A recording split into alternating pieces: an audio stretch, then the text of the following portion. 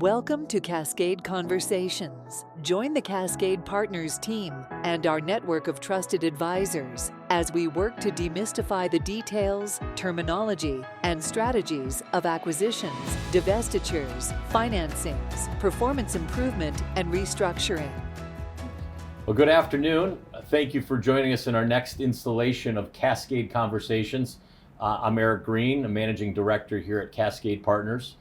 Just as a quick reminder, Cascade Partners is a middle market investment bank that serves clients anywhere from 30 to 300 million in revenue. Primarily privately held, family-owned businesses is where our sweet spot is. Today, I'm gracious that you spent some time with me. We're welcoming a partner and someone that follows this market as well, Craig Doescher, the founder and CEO of the Doescher Group. Thank you for joining us. Thank you for having me. Craig and I have come to know each other over the last year. We've had some mutual clients. I'm really excited to share with our audience what the Doescher Group does on behalf. So maybe with that, I could ask you share a little bit of your background and what Doescher Group does. Sure. So Doescher Group, we have a very simple mission, which is to level the playing field for self-made business owners. So our focus, as is yours, is on the family-owned, entrepreneur-led business. And our kind of sweet spot is in what amounts to really the fractional CFO kind of role, but with a particular focus on evolving businesses or exiting businesses. So we focus on businesses that are getting ready for Eric, and also businesses that are wanting to think long-term about how do we create value so that one day down the road, we'll be ready for that process. Yeah. Absolutely. And how about a little bit of your personal background? Yeah, so my personal background, I started as an investment banking analyst many, many years ago. And then most of my career has been spent with startups, closely held family businesses. And then I spent 3 years at a family office where we were buying family-owned businesses.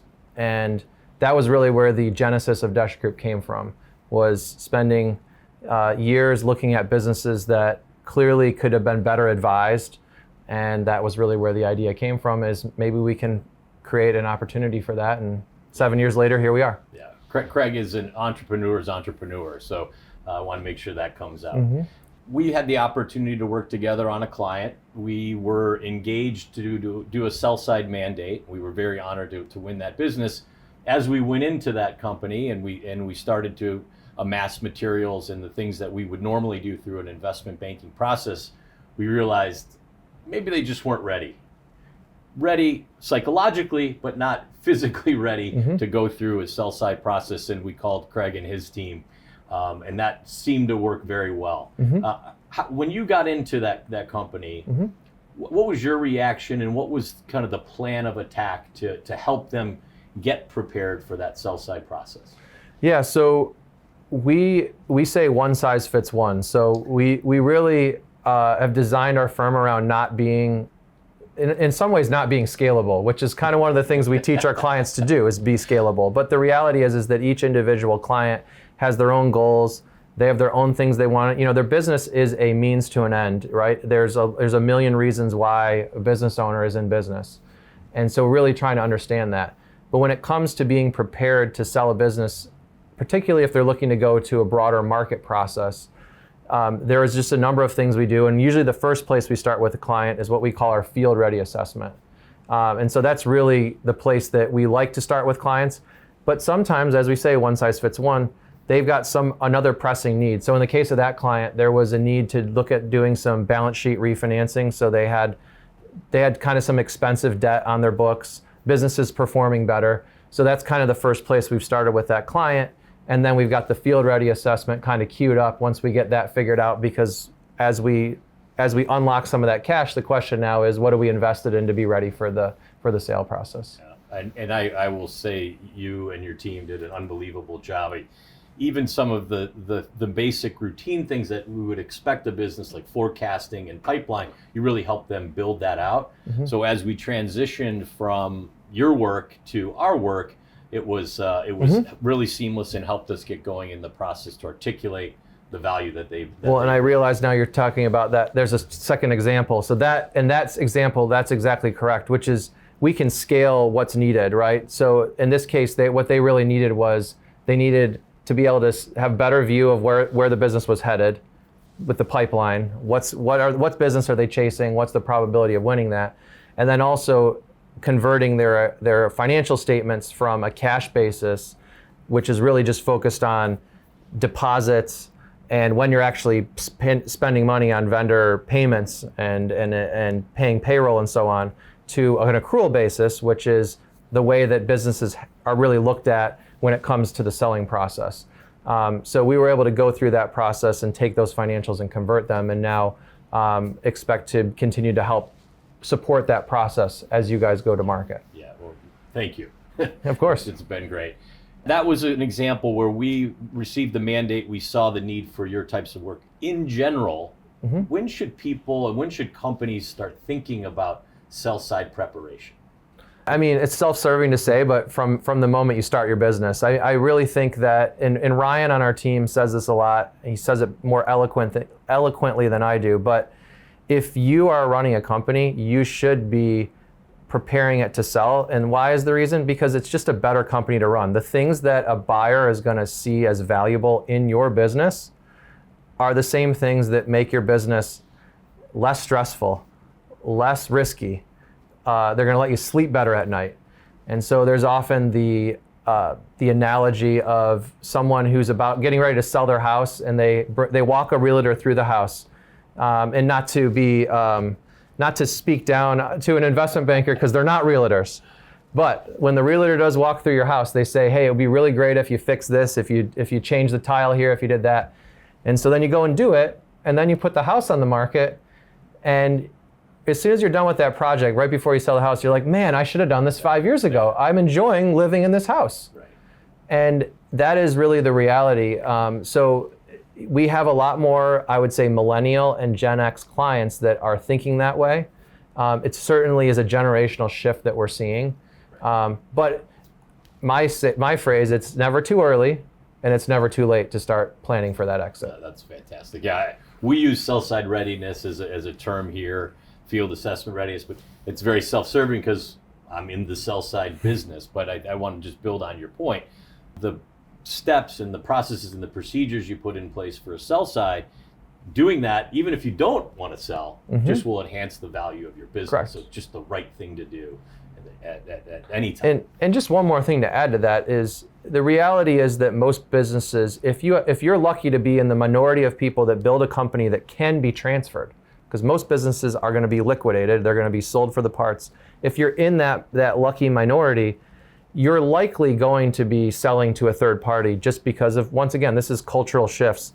Finding a family member, an employee, or someone else that wants to take on that obligation, really, of ownership is getting harder to do generationally. However, if you do want to pass it generationally, my argument would be it's even more important to prepare to sell, because you're transferring it to someone in your own family. You're not just selling it, right? Not to say just selling it, but you're not selling it to a third party that you have no prior connection to.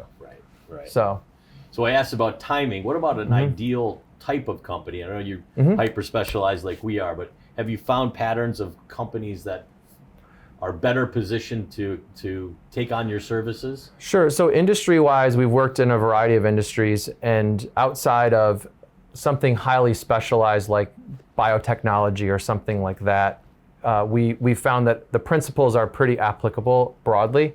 It really comes down to more of a psychographic of the owner.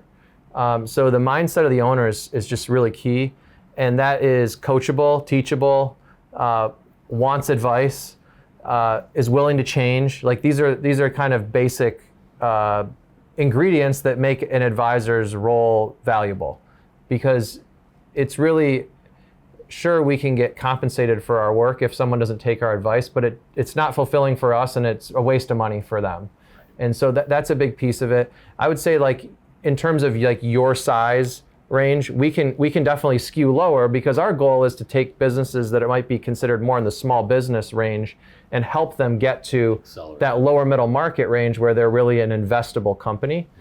So we do work with companies with revenues even as small as 5 million or less. And once again, it just comes down to really a mindset of the owner. Like, how are they thinking about this business? Because they might be doing $2.5 million of revenue right now, but they've got a path to 20, right? Or they got a path to 50, and they're seeking out that advice now because they want to make sure that they build the foundation right.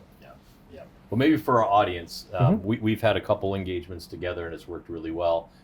How do you view the investment banks and integrating in our work? Because some might say, well, Cascade, isn't that part of your job is to get us ready? Aren't you supposed to be doing those things? Why do I need another advisor in there? So I wonder how you view the relationship with investment banks. It's extremely mutually beneficial for the client to have both. And the reason why is we're the resource that is the temporary internal resource at the client. Whereas the investment bank has an entire infrastructure built around running what is often a quite high volume process. There's a lot of relationships and communication that you guys are experts at handling, and we're not. And so where we're able to integrate is we know the information that you need in order to build the best marketing materials. We can answer the questions as they're coming through, right? When you have lots of interested buyers, our client is usually, they're not suited to answer those things. They can talk about their industry, they can talk about how they make what they make, how they provide their service, about their great people. But oftentimes it's a question of, why did your month-over-month margin change by 0.5 point? And that's not something that they're like, why are you even asking me this question? Right? So we answer those questions before they even get to them.